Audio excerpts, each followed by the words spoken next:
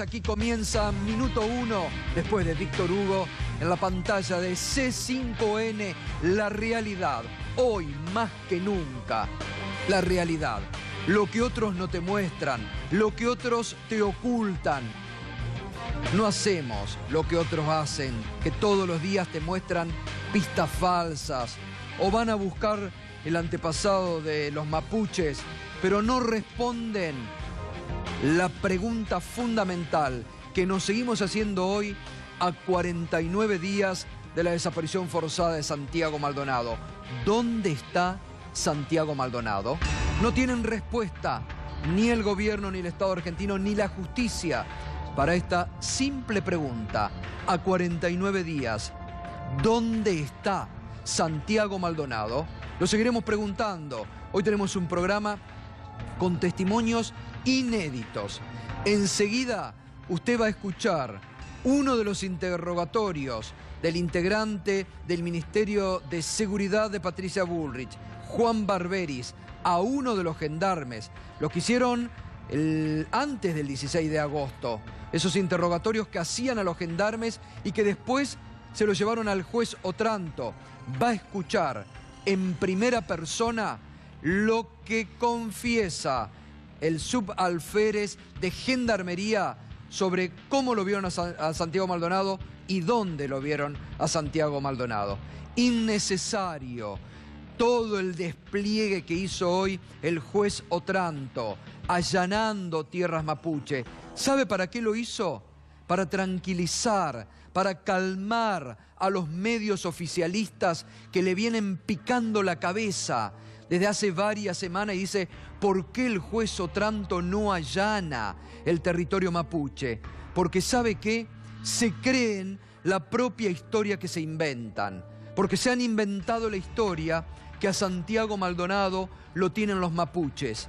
Porque han tratado de inventar esta historia con los gendarmes de que llegaron hasta el río y que lo vieron cruzar el río, cuando hoy vamos a mostrar un nuevo testimonio que adelantó Adriana Meyer, nuestra colega Adriana Meyer, en Página 12, el Pequi, otro integrante de los mapuches, que también ve cómo y que lo acompaña a cruzar hasta un poco más de la mitad. Y Santiago Maldonado le dice, no llego, me vuelvo, y ahí es donde los gendarmes lo agarran. ¿Por qué el juez no profundiza la investigación en Gendarmería? ¿Por qué el juez no hace toda la triangulación de los teléfonos entre los gendarmes, entre Nochetti? ¿Por qué el juez se niega? Esta noche está Ricardo Rajendorfer, nuestro colega de Tiempo Argentino, que durante el fin de semana ha mostrado nuevas pruebas que lo ligan a Nochetti con los gendarmes.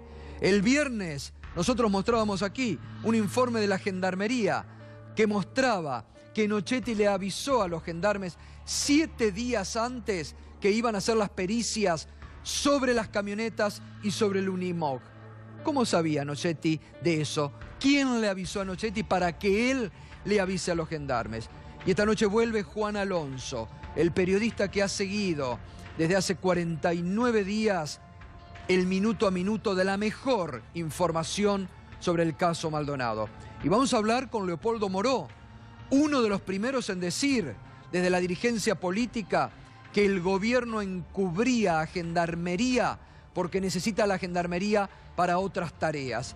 Vamos a hablar sobre el papel de esta Gendarmería que ha demostrado en la forma desorganizada que hizo, y con armas hasta ilegales, y con armas, portando armas, porque ya hay 2 testimonios de que ingresaron portando armas al territorio de los mapuches en una acción absolutamente ilegal. Eso tendría que investigar el juez Otranto, no allanar la tierra de los mapuches. ¿Qué iba a encontrar? No encontró nada. Acaba de terminar el operativo de Otranto. No encontró absolutamente nada, salvo, como denunciara hace varios días en este programa José Schulman, o como hoy denunció la madre de Facundo Jones Guala, que le quieren plantar el cuerpo, un cuerpo allí en territorio mapuche para que les cierre la historia oficial. una historia oficial que a esta altura nadie se compra. Acá tenemos a uno, el nuevo testimonio del gendarme, lo va a escuchar esta noche. Información exclusiva, por primera vez el interrogatorio, uno de los interrogatorios de Juan Barberis a uno de los gendarmes que escucha cómo varios de sus compañeros decían: tenemos a uno, agarramos a uno. Los llamados que complican a Nochetti, enseguidita te lo va a contar Ricardo Rajendorfer, que publicó y que hoy tiene nuevas investigaciones sobre este tema. Y además arrancó la campaña electoral para el mes de octubre para elegir candidatos a legisladores nacionales. Lunes arrancando junto a ustedes 49 días de la desaparición forzada de Santiago Maldonado. Tenemos información de primera, información exclusiva, información, no pistas falsas. Porque usted sabe que en este programa y en este canal nunca nos sumamos a las pistas falsas que la competencia te ha querido plantear, a los informes de inteligencia, a todas aquellas cosas que no han ayudado para nada. Solamente buscan desmerecer a Santiago Maldonado. Siguen negando a Santiago Maldonado cuando decíamos recién, la pregunta es fácil: ¿dónde está Santiago Maldonado? Y a 49 días no tienen respuesta para esta simple pregunta. Ya nos metemos, porque tenemos una noche hoy con mucha información, reitero, exclusiva sobre Santiago Maldonado. Le anticipo, terminó el allanamiento, el juego en tanto, nada ha encontrado en territorio mapuche, como se preveía, Antes de ir al tema Santiago Maldonado, ayer arrancó la campaña la expresidenta Cristina Fernández de Kirchner con un acto multitudinario en Florencio Varela junto a Jorge Tayana, su compañero de fórmula. Relanzó desde ese territorio, bastión del peronismo, la campaña para octubre, y esto decía la expresidenta. Lo que vaya a pasar después de octubre no solo es responsabilidad de candidatos o dirigentes, es también responsabilidad de la sociedad en su conjunto. Si están dispuestos a darle un cheque en blanco al gobierno para que siga con el ajuste, ¿estamos dispuestos para eso o estamos dispuestos para convencer, persuadir, hablar, trabajar? Y por eso quiero decirles que Jorge Tayana tiene que ser el tercer senador de la provincia de Buenos Aires, que desde Arsenal hasta aquí han pasado cosas graves. Del voto de los ciudadanos el próximo 22 de octubre depende de que no sigan pasando las mismas cosas cuando las autoridades políticas de un país sueltan la mano de las fuerzas de seguridad o dan mensajes para abajo que se traducen en meter preso a un pibe porque escribió un Twitter un mes, meter presa a una mujer que estaba internada en una clínica mental cuando es inimputable, acusar, como vimos también, de un hecho lamentable que sucedió en una empresa, y la acusación aparentemente es y muestran que le gustaba el Indio Solario porque tenía una foto en el Facebook. Cuando te empiezan a mirar en los Facebook para ver qué pensás, cuando te empiezan a mirar el Twitter, ¿sabés qué? Me hacen acordar los que te agarraban la agenda en los allanamientos para ver a quiénes podían agarrar. No es democracia, no es democracia. Es precarización de los derechos, es precarización de las libertades, es democracia precarizada. Yo no quiero ni trabajo precarizado, ni democracia precarizada tampoco. Bueno, allí estaba la expresidenta en un multitudinario acto en Florencio Varela, relanzando junto a Jorge Tayana y a todos los candidatos de Unidad Ciudadana la campaña para octubre. Por su parte, el gobierno, con el presidente Macri a la cabeza, estuvo timbreando, volvieron a timbrear la gobernadora María Eugenia Vidal, que también recorrió algunos puntos de la provincia de Buenos Aires, el presidente que estuvo en Villa Paranacito, en el sur de la provincia de Entre Ríos, y también el candidato a senador Esteban Bullrich, con los demás candidatos a diputados y con Gladys González en distintos puntos de la provincia de Buenos Aires. Después del Congreso de Parque Norte, donde Durán Barba les bajó, seguirán con la campaña del timbreo, el cara a cara de los candidatos. Pero hubo, en el medio del timbreo, 2 tuits, uno de la ministra de Desarrollo Social, Carolina Stanley, y otro de un senador de Cambiemos, que sorprendieron durante el fin de semana y mucho, y que después se vieron obligados a borrar. Vamos a ver el primero de ellos. La ministra Carolina Stanley dice: Juan armó esta parrilla en la puerta de su casa para los obreros de la zona. Así ellos almuerzan y él se consigue una changa. Y mostraba la parrillita que, bueno, lo que no nos dice la ministra es qué lo llevó a Juan a armar esa parrillita en la puerta de su casa, ¿no? Justo fíjese, hoy el ministro de Trabajo se reunió con los jefes de la CGT para hablar del trabajo informal en la República Argentina. Y la ministra de Desarrollo Social, que parecía estar favoreciendo ese tipo de trabajo. Pero además esto, ¿qué lo llevó a ese vecino, a Juan, a armar esa parrillita en la puerta de su casa? ¿Qué antecedentes tenía o cómo vivía antes para que hoy se vea obligado a montar como una necesidad esa parrilla en la puerta de su casa? Después lo borró al Twitter porque, bueno, despertó muchas críticas, no solamente en las redes sociales, sino también alguien seguramente le habrá llamado el orden en su propio gobierno. Pero ¿quién más tuiteó? Bueno, Alfredo De Angelis, que es senador nacional. ¿Se acuerda Alfredo De Angelis, que tuvo su mayor protagonismo en la crisis del campo? Senador por la provincia de Entre Ríos. Y puso: Gustavo se dedica a lavar autos y está entusiasmado porque este mes se sumaron más vecinos como clientes. Ahí, en la puerta de su casa, prácticamente un trapito, que también, tal vez una necesidad de hacer changa, porque hay que conocer por qué se llega a estas situaciones. No lo cuentan, ¿no? No lo cuentan, debido al actual momento crítico que vive la economía de la República Argentina. También Alfredo De Angelis después borró el tuit, desapareció, pero exponentes de Cambiemos.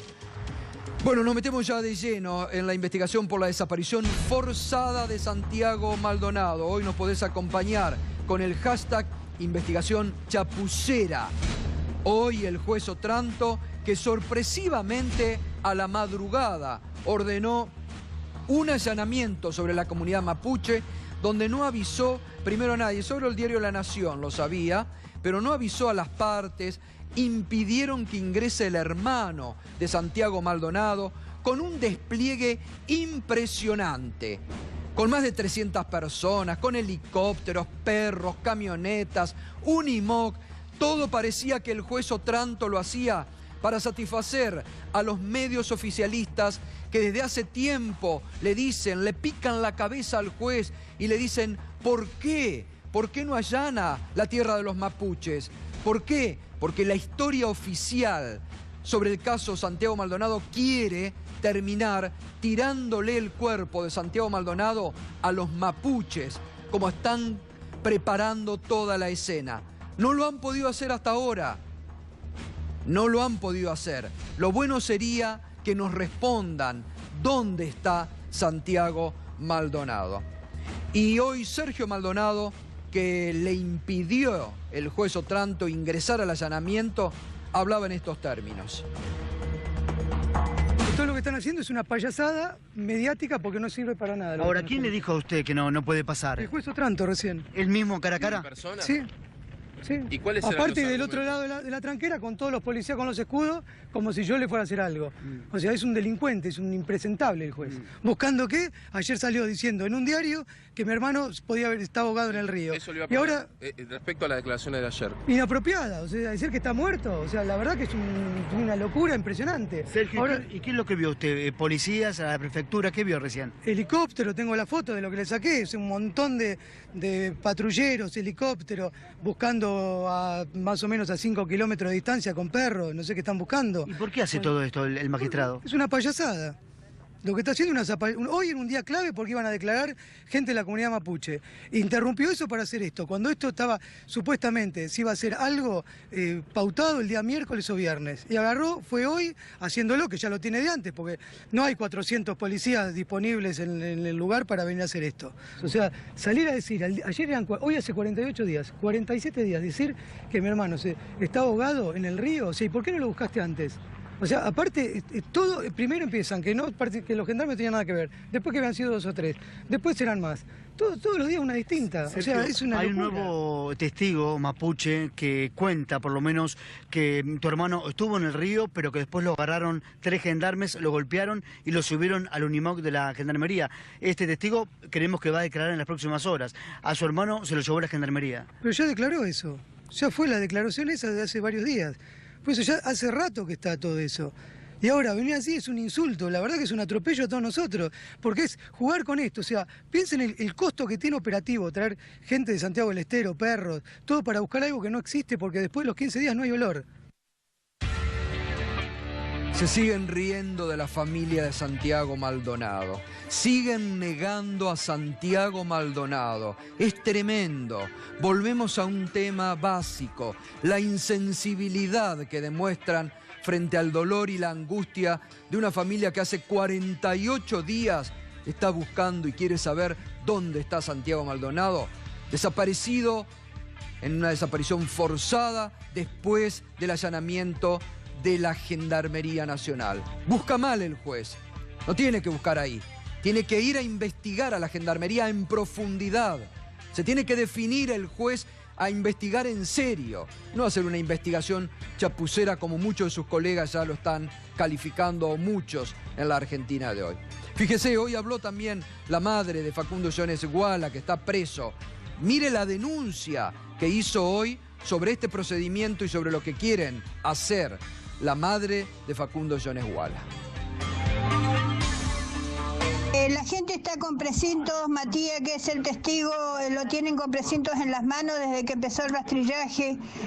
Fíjense qué se puede hacer con esto. Otranto no sé qué está esperando, un muerto. Tiene que torturar a la gente mapuche para ver si puede implantar el cuerpo ahí. Me queda esa sensación. Tengo mucha rabia, mucha bronca. Y supuestamente mañana sigue el rastrillaje. Bueno, la mamá de Facundo Jones Guala, que denunciaba que a los testigos los tenían precintados.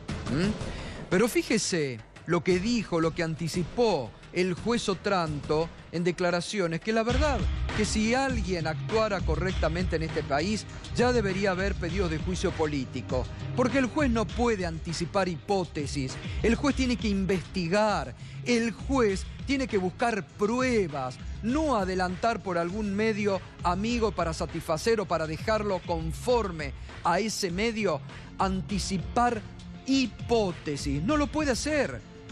Reitero, ¿qué ha hecho la fiscal? ¿Qué ha hecho el juez? ¿Han buscado pruebas para determinar dónde está Santiago Maldonado? Sin embargo, se maneja con hipótesis el juez.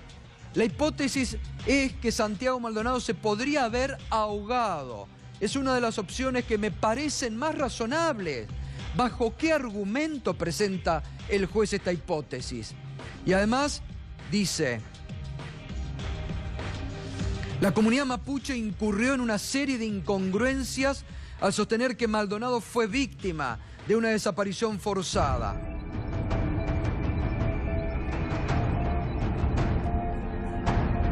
No veo elementos que me permitan sostener que pudo haber sido herido de gravedad por un disparo a corta distancia o una piedra por uno o más gendarmes. Bueno, es lo que han declarado los gendarmes en este relato oficial que han preparado y que se lo han llevado al juez. Pero la verdad que es muy pobre que un juez salga a anticipar una hipótesis en una investigación sobre una desaparición forzada de personas.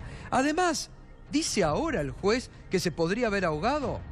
Mire lo que hace 20 días atrás decían los propios peritos de la prefectura que buscaron al cuerpo en el río Chubut. Lo más tardamos en buscar ahí entre las ramas, que hay muchas ramas, hay muchas cosas. Pero no se ve nada, la verdad, y es bastante difícil llegar al centro por la costa, porque está lleno de ramas, Pero no, la verdad no encontramos nada. Como decía, es imposible que se lo pueda llevar al río, con las ramas que hay ahí, más de 10 metros lo puede llevar. Sí, encima de noche yo me imagino que se choca uno todo con las ramas ahí, no sé. En ese pedazo que buscamos, la verdad no encontramos nada, ni un indicio de nada, ropa, nada raro.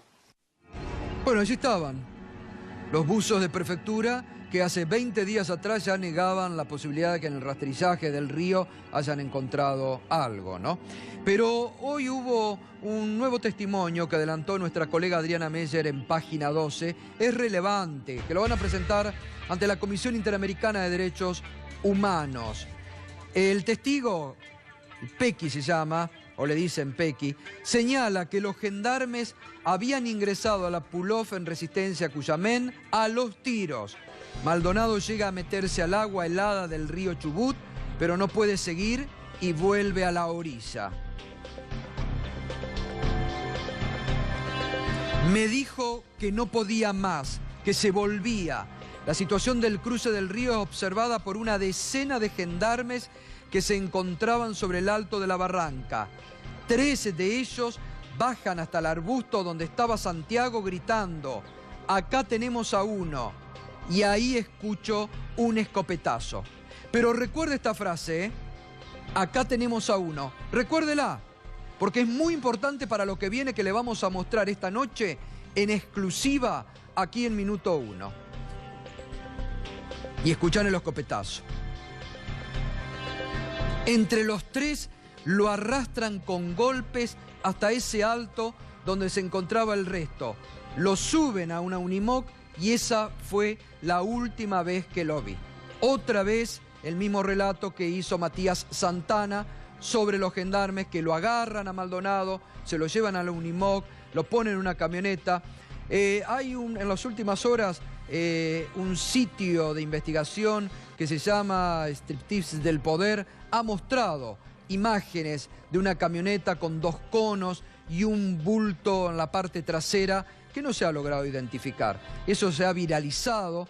Yo hablé con la familia de Santiago Maldonado el fin de semana. Ellos también observaron, claro, no tienen la posibilidad ellos de hacer un peritaje científico como debería hacerse de ese material que, reitero, según algunas fuentes me dicen a mí, lo entregaron los propios gendarmes. Y donde se ve la camioneta blanca ingresar, salir, volver a ingresar, primero vacía, con conos, y después con un bulto tapado con una de esas lonas negras en la parte posterior a la camioneta. Ahora se lo voy a preguntar a los colegas si saben algo. Pero atención con esto.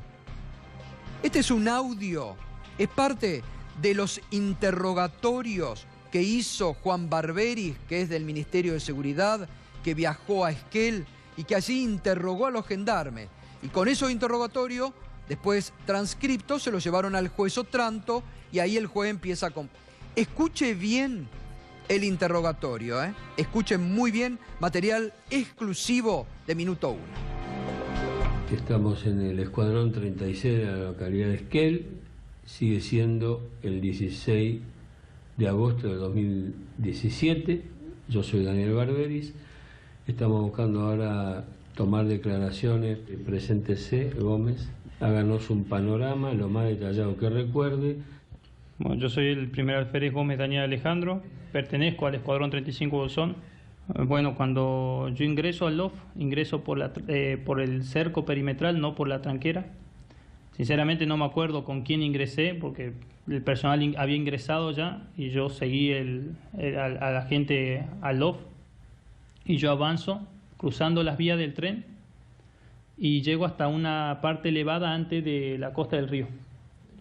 Visualizaba el personal de Gendarmería que ya había llegado a la costa. No recuerdo haber visto los vehículos en ese momento. Sé que ingresaron, pero no los recuerdo ya que mi visión está enfocada al frente y no hacia el lateral. Bueno, entonces usted, nárreme cómo llega hasta el río. Llego a la parte elevada, veo el personal que estaba en la costa del río haciendo un rastrillaje, un seguimiento de personas. ¿Tiene noción de cuántos personal? Y así calculo 7, 8 gendarmes, más o menos. Y desde ahí arriba veo a 3 manifestantes que están del otro lado, todos de vuelta, rostro cubierto. ¿En qué otro lado? La otra costa del río. Cuando yo llego a la costa, que escucho un compañero que grita algo así como tengo uno, acá hay uno, veo uno, algo así, que yo decido bajar porque escucho ese grito. Cuando llego, busco ahí, pensando que lo tenía agarrado con sus manos, lo busco al manifestante al lado de él y no lo veo. Y entonces le digo, ¿dónde? Y me levanta el dedo y lo veo en la última fila de sauce al manifestante que se estaba yendo de espaldas, estaba cruzando el río, más o menos unos 7, 8 metros más adelante. ¿Dónde estaba? ¿En el río o en los sauces? El manifestante estaba en el río, ya que los sauces están en el río. Escuchó, ¿no? Dura 15 minutos esto, obviamente hemos hecho una síntesis. Pero escuchó, ¿no?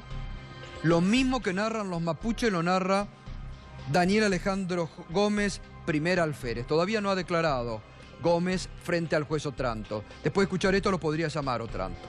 Ratifica lo que vienen diciendo los mapuches, que lo agarraron allí, a Maldonado, a la vera del río. Es muy importante esto. Y además, usted se fijó, ¿no? La fecha que le toma el interrogatorio Barberis, el integrante de la Secretaría del Ministerio de Seguridad de Patricia Bullrich, el 16 de agosto. El mismo día que Patricia Bullrich va al Senado y que dice que no va a tirar a un gendarme por la ventana, que los gendarmes no tienen nada que ver, y ahí ya estaban los funcionarios de ella tomándole declaración y ahí no dijo nada. Ahí encubrió. Bueno, y vamos a lo que Ricardo Rajendorfer mostró el fin de semana en Tiempo Argentino. Los llamados que complican a Nochetti, ahora lo vamos a ampliar con él, ¿no? Esto lo mostraba el fin de semana.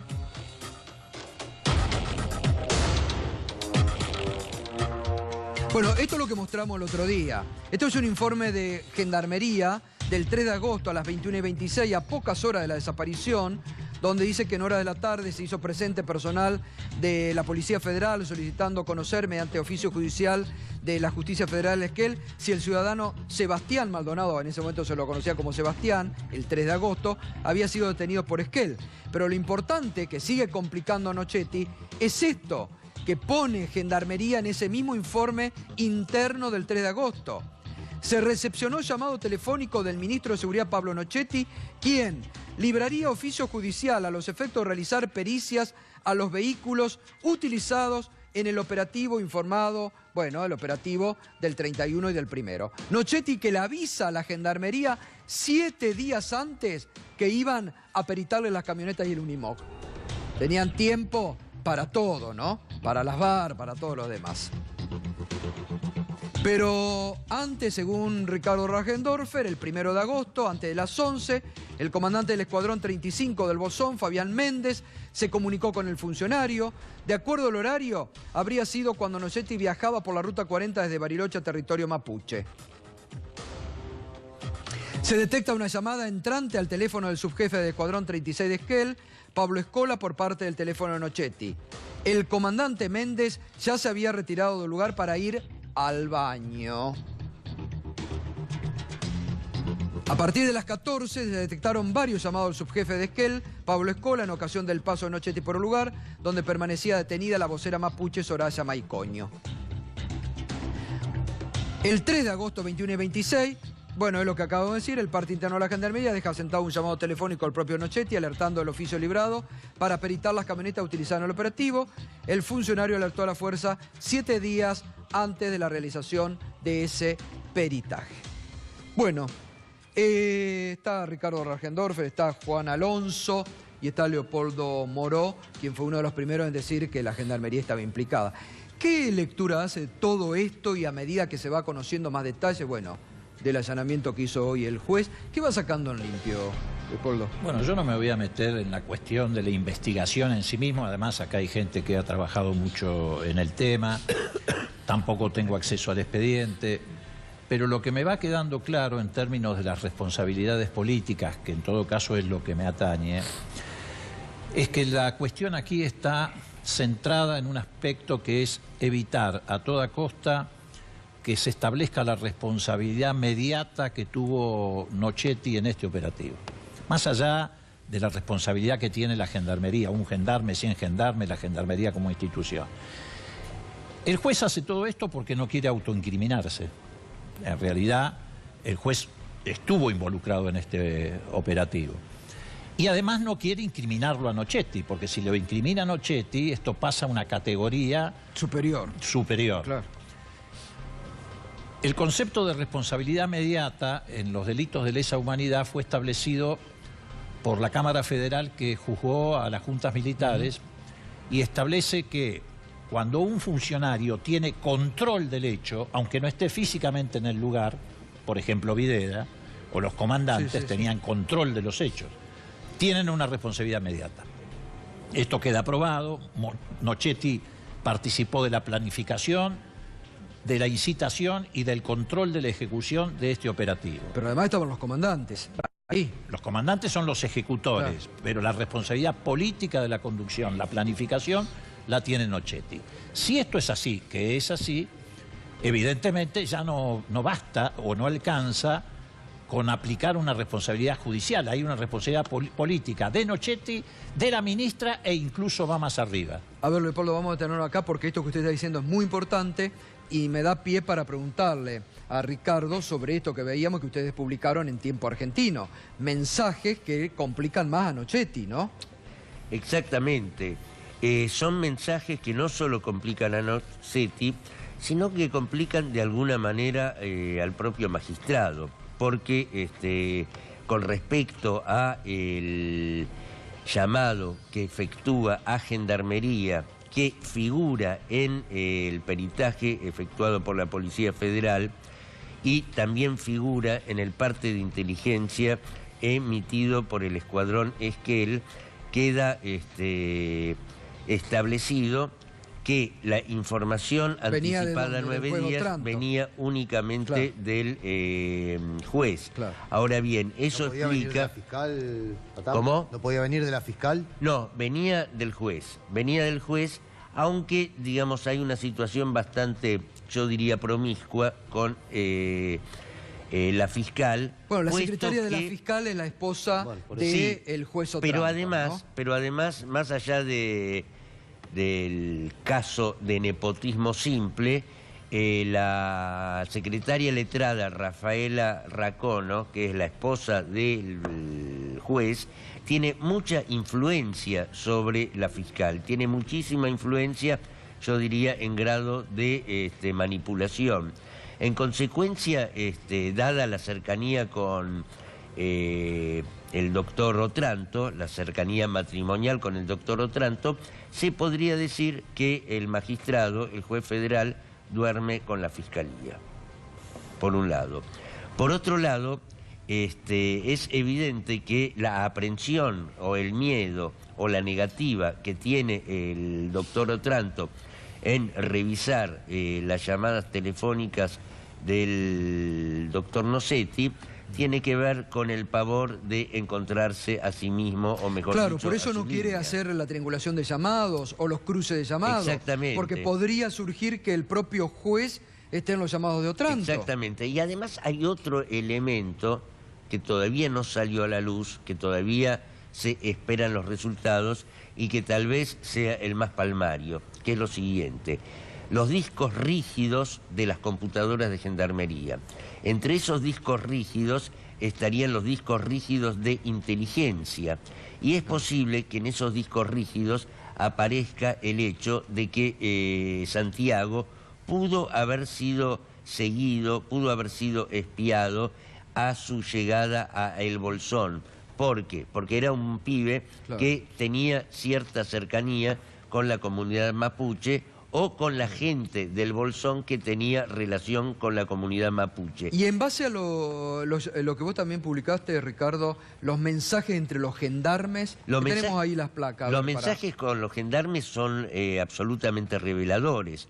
Hay uno, por ejemplo, que acá lo tenés en pantalla, mirá. Intercambio de mensaje entre un gendarme y su esposa. Exactamente. La esposa le dice: te pregunto, están haciendo allanamiento en Esquel, ¿sabés algo por el tal Santiago que se perdió después de la manifestación mapuche, esa donde vos estuviste? El gendarme le responde: sí, es en Leleque, cerca del Maitén y el Bolsón, pero Gendarmería lo detuvo, pero lo liberaron, y de ahí no se sabe más nada. ¡Guau! ¡Qué quilombo!, le dice la esposa. Esa declaración... Es fuerte esto.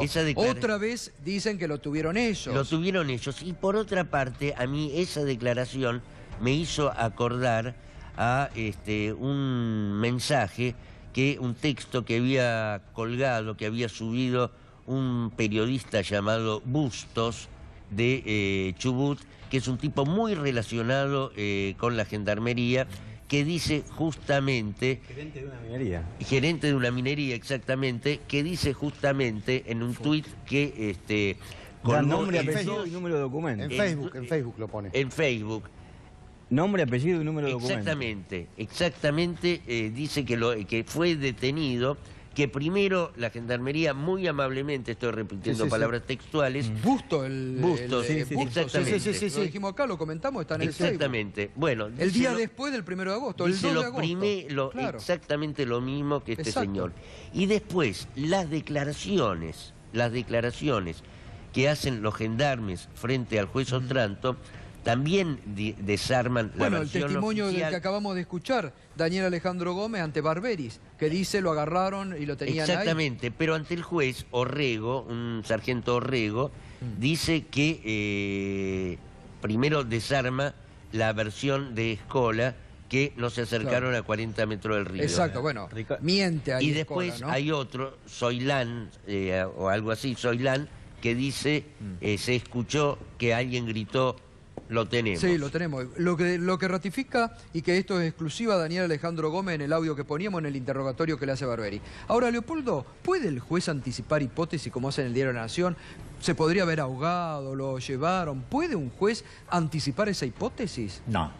Los jueces no pueden hacer suposiciones y menos utilizar expresiones como creo que pasó. No son creyentes los jueces. Pruebas. Los jueces son personas imparciales que frente a la acumulación de determinadas pruebas, indicios, circunstancias, actúan en consecuencia. Por eso insisto, el problema del juez es que el juez no quiere, lo acaban ustedes de ratificar, no quiere autoincriminarse.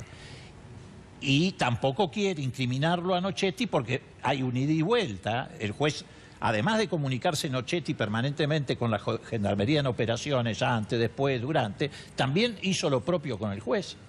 Entonces, este es el punto. Aunque si nos vamos un poco más atrás, esa responsabilidad mediata puede alcanzar incluso al propio presidente de la Nación. ¿Por qué? Porque esto se originó en una circunstancia que todos conocemos. El presidente estuvo el año pasado en la zona, en lo de Lewis. A partir de esa circunstancia, se empezó a actuar en ese territorio de una manera de hostilidad, de acosamiento, etc. Ya hubo episodios en el mes de enero de este año, hubo persecución. Digámoslo con todas las letras, esto se conoció porque Santiago Maldonado no era mapuche. Si hubiera desaparecido un mapuche, tal vez ni siquiera nos hubiéramos enterado. Santiago era un chico artesano, tenía hermanos comerciantes, una familia de sectores medios en Leopoldo, no se impone una nueva interpelación a la ministra, no se impone pedir que el juez sea corrido de la causa, digo, porque la verdad que si no parece que vivimos juicio en la político selva. al juez, bueno, si no parece juicio político parece que todo es lo mismo, vivimos en la selva, o sea, nadie controla nada, nadie hace... el pedido de apartamiento del juez ya está hecho. Sí, bueno, pero... Ya está hecho. Pero ¿cuánto tiempo se hace con una desaparición de personas? Bueno, porque se está buscando una persona para saber si está con vida. Al Senado y mintió descaradamente. Porque tenemos que... Bueno, pero ahora hay elementos nuevos. Bueno, pero un poquito. Tenemos que acordarnos de dónde arrancó esto. ¿De dónde arrancó esto? Esto arrancó de la negación total. No, la gendarmería no estaba, no había, Nochetti había pasado por el lugar a saludar.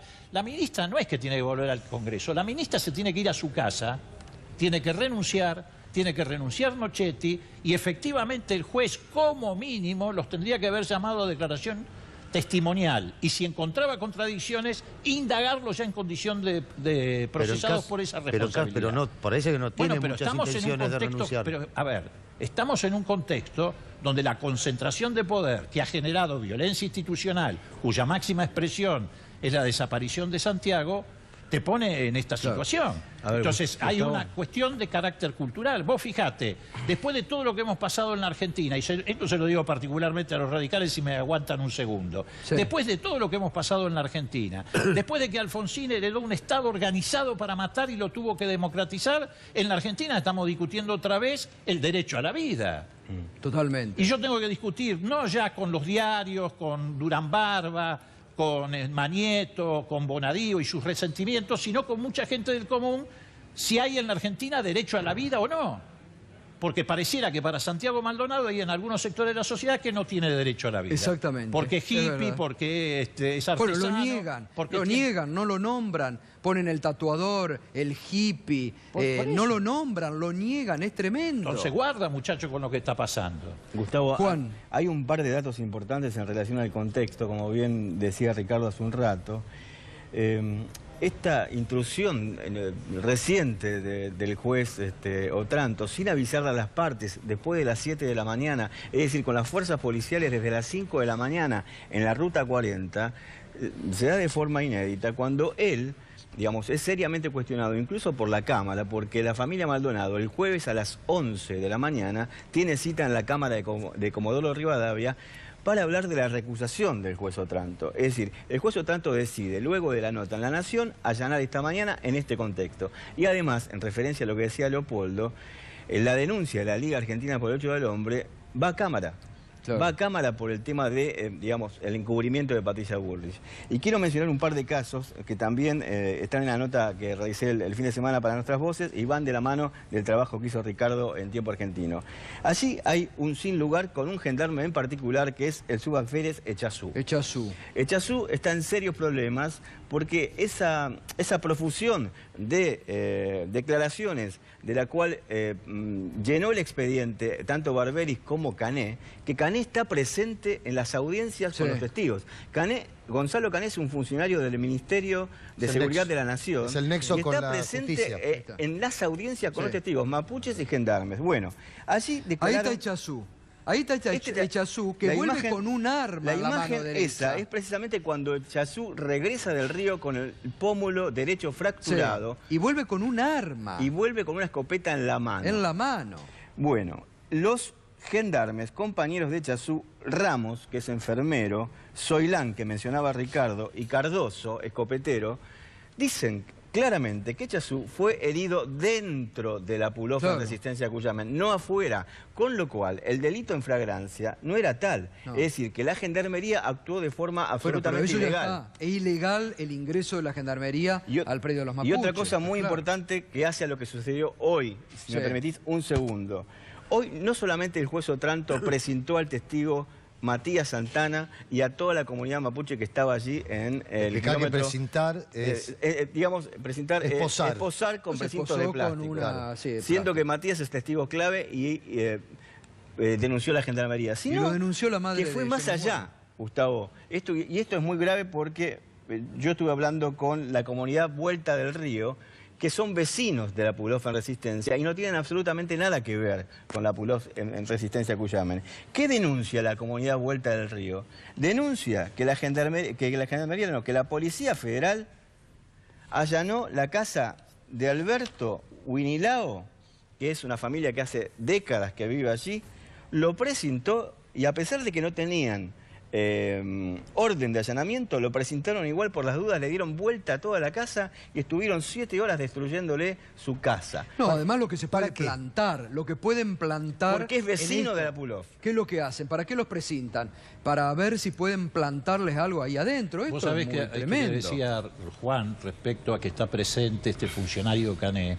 Eso es absolutamente ilegal. Es más, en una declaración testimonial... Ni siquiera podés ir acompañado del abogado. La tenés que hacer vos frente al juez o frente al secretario. solamente podés ir acompañado de un abogado si la declaración pasa a ser indagatoria. Pero si es testimonial, ni siquiera entra el abogado. Me permiten, tengo que ir a Esquel. Estamos con Adrián Saloña, nuestro compañero que hace varios días ya está cubriendo día a día, que hoy estuvo cubriendo allí este allanamiento, que tenemos entendido ya terminó sin resultados, ningún resultado, Adrián, ¿no? Sin resultados. Buenas noches, Gustavo. Lo anticipábamos a la mañana en Radio 10, en tu programa. Este allanamiento sorpresivo, prácticamente nadie sabía. Fue un allanamiento a solas porque a Sergio Maldonado, como sabés, no lo dejaron pasar. Dos momentos tensos vivimos en la ruta cuando puede sortear una especie de puesto policial Sergio Maldonado, pero cuando llega a la tranquera, el juez Otranto le dice, usted no puede pasar. Bueno, lamentablemente se tiene que volver el hermano de Santiago Maldonado. Y después un segundo momento de tensión se vivió en la ruta nacional 40, que estuvo cortada durante 16 horas. Me dicen también que la cortaron a las 12 de la noche para que solamente las fuerzas de seguridad, el juez Otranto, puedan circular por allí. Pero el otro momento de tensión, te decía Gustavo, fue cuando nos enteramos que había una detenida, que se trataba de una integrante de la comunidad Pulov. Nosotros estábamos en vivo ese momento y no te imaginás la camioneta blanca con sirena, pero sin identificación, a la velocidad que pasó por delante nuestro con la detenida en su interior. Realmente fue impresionante, por eso lo estamos contando, pero lo que dijo el juez, o por lo menos el resultado, dio negativo, no encontraron absolutamente nada. Lo que nos enteramos es que el objetivo, Gustavo, del procedimiento era para buscar una mochila y los 3 celulares que pertenecían a Santiago Maldonado. No encontraron absolutamente nada. Estaba la fiscal. ¿Va a seguir mañana? ¿Tenés idea, Adrián? ¿O no? ¿Ya no? En principio no, por las fuentes que estamos consultando, en principio no, y mañana estarían declarando los integrantes de la comunidad mapuche. Hay 2 declaraciones importantes que van a acreditar que vieron a Pablo Nochetti en la comisaría Lelele, que es muy cerca de allí. Bueno, gracias Adrián, buenas noches, gracias. Hasta luego. Gracias. Bueno, ahí hay otra, recién Ariel Garbaz me lo mandaba, el tema del teléfono. Dice, imposible, dice Garbaz, que busquen dentro de la comunidad mapuche donde no hay señal cuando el teléfono se activó en las cercanías de Esquel. Bueno, le han pedido al juez que perite el teléfono 10 días antes y 10 días después del 2 de agosto, y el juez insiste en pedir solamente el 2 y el 3 de agosto. Y hay tecnología en la Argentina, sin necesidad de pedir el exhorto a Chile, para que ese teléfono sea peritado aquí. Y así lo ha sostenido Garbaz. Y el defensor Machado se lo ha pedido repetidas veces al juez Otranto, y el juez Otranto se niega persistentemente. Solamente está interesado en peritar ese teléfono de chip chileno de Santiago Maldonado entre el 2 y el 3 de agosto, pero no 10 días antes ni 10 días después. Porque si lo peritara antes, quizás se encontraría con lo que dice Ricardo, que ese teléfono de alguna manera también pudo haber sido intervenido por elementos de gendarmería cuando Santiago fue antes desde el bolsón que lo llevó Claudina Pilquimán hacia la zona de Cuyame. ¿Ustedes vieron las fotos que están circulando de la camioneta blanca con el bulto negro? ¿Las pudieron ver? Sí, el video, sí. El video ese, ¿y qué hay sobre eso? ¿Lo ha tenido el juzgado?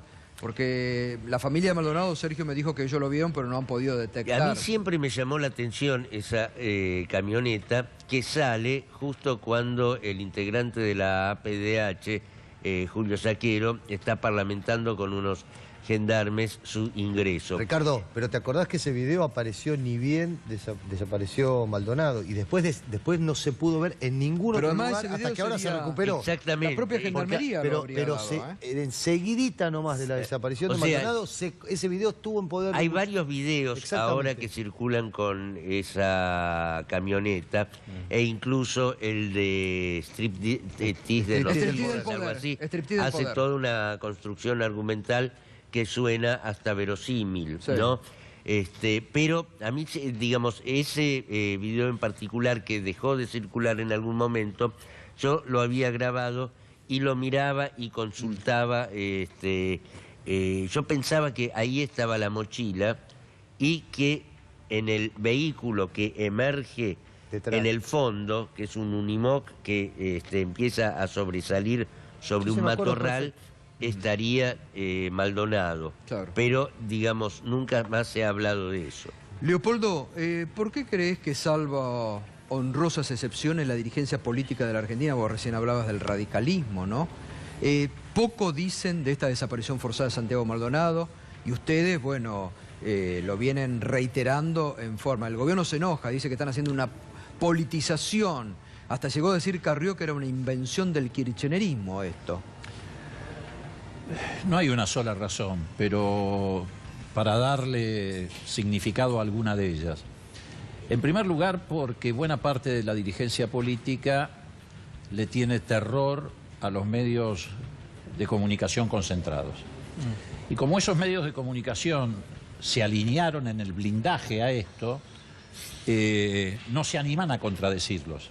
¿Cómo no se animan a contradecirlos en muchas cosas, verdad? Si los medios se alineaban a favor de las AFJP, no se animaban a contradecirlos. Por eso la dirigencia radical votó en contra de la estatización, por ejemplo. Y además porque la acción del gobierno y de los poderes dominantes ha resucitado el enano fascista en ciertos segmentos de la sociedad. Y la dirigencia política, por llamarla de alguna manera, porque de dirigente político no tienen nada, se actúan de esa forma, tienen temor a perder votos. ¿Por qué? Porque ese enano fascista del que hablaba tanto Alfonsín estuvo efectivamente aletargado durante mucho tiempo. Pero la acción del gobierno, de los medios de comunicación, del Poder Judicial, le han dado vida otra vez.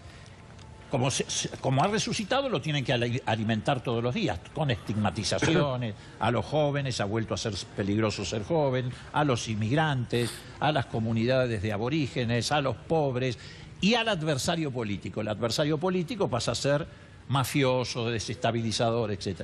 Y esta dirigencia política no quiere ir contra eso, sencillamente. Además, Durán Barba los ha convencido, y esto es lo más grave, porque convenció al gobierno y convenció a parte de esa dirigencia política que hace silencio, de que esto le da rédito electoral al gobierno.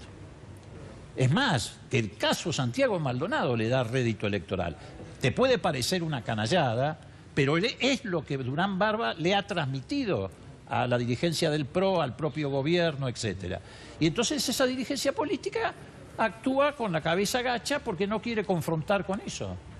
Bueno, tremendo realmente. Y hay un contexto también, porque a ver, esto debería investigarse, me parece a mí, en algún momento, como un preludio de instigación civil por parte de la sociedad rural, tanto de Chubut como de Río Negro, y de las confederaciones rurales argentinas de ambas provincias, que de alguna manera son los que propician ese informe de Gendarmería que habla de la RAM en particular, que, digamos, fue debatido en la mañana del 31 de julio en la ciudad de Bariloche, donde estaba el ministro de Gobierno de Chubut, Pablo Durán, los jefes policiales de ambas provincias, Chubut y Río Negro, y los jefes de todas las fuerzas federales, con Nocetti allí. ¿Cómo se llega a ese informe de inteligencia de la RAM de Gendarmería que nosotros hemos publicado ya? Se llega a través de la preocupación de los hacendados de las provincias de Río Negro y de Chubut. Es decir, que acá también hay, digamos, si no existiese esa denuncia de los hacendados y terratenientes, tanto criollos como extranjeros de ambas provincias, quizás Santiago Maldonado no estuviese desaparecido. Además hay otra cosa, o sea, en esa reunión del 31, lo que se planeó y lo que se delineó en realidad era la acción contra los mapuches. Provocar una situación de flagrancia. Sí, totalmente. Provocarla. Lo dice Nocetti con todas las letras. Gracias, Leopoldo, como siempre. No, al contrario. Gracias, Ricardo, siempre por la valiosa. Gracias, Juan. Impecable. Gracias a ustedes. Bueno, con nuestros colegas que han alimentado, y nosotros que seguimos alimentando, a 48 días de la desaparición forzada de Santiago Maldonado, no pueden responder una simple pregunta. ¿Dónde está Santiago Maldonado? Bueno, otro programa intenso a 48 días de la desaparición de Santiago Maldonado. Nos vamos a seguir preguntando dónde está Santiago Maldonado. Y quiero mandarles un abrazo enorme porque me acaban de mandar un mensaje diciendo que los papás de Santiago estaban mirando el programa, están mirando el programa desde 25 de mayo de su casa. Les quiero mandar un fuerte abrazo, todo nuestro acompañamiento hacia los papás de Santiago, hacia la familia, que ha reiterado hoy que quieren que sea parte el juez Otranto de